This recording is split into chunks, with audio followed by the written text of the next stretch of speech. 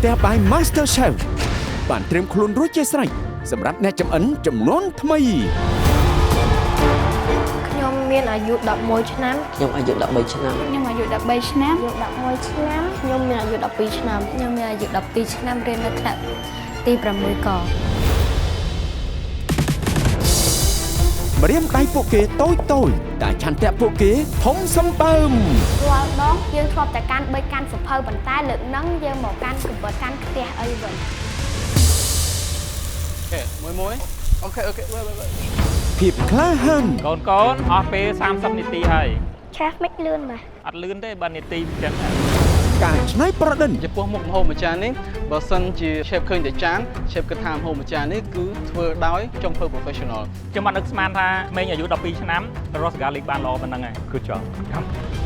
មិត្តភាពបេក្ខជន Junior Master Chef ប្រកាសថាគ្រឿងផ្សំគោអីក៏យើងអាចធ្វើបានដែរដែលជាអត្ថន័យពិតនៃការក្លាយជាកំពូលចុងភៅ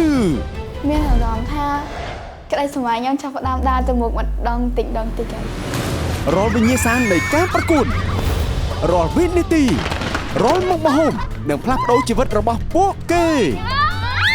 អារម្មណ៍គឺតាមភ័យតែប្រាប់ឯងថាកុំឲ្យភ័យព្រោះយើងនៅមានវគ្គបន្តទៀតចាប់ផ្ដើមចាក់ផ្សាយចាប់ពីថ្ងៃអាទិត្យទី12ខែកក្កដាពេលម៉ោង 8 យប់តទៅនៅលើកញ្ចក់ទូរទស្សន៍ CTN និង Page Facebook ផ្លូវការ Master Chef Cambodia និង Cambodia Water នេះគឺជាកន្លែងដែលធ្វើក្តីស្រមៃរបស់កុមារខ្លាចជាការពិតនេះគឺ Junior Master Chef Cambodia នាំមកជូននៅក្តីស្រមៃដ៏រំភើបនេះដោយក្រុមហ៊ុនខ្មែរ Beverages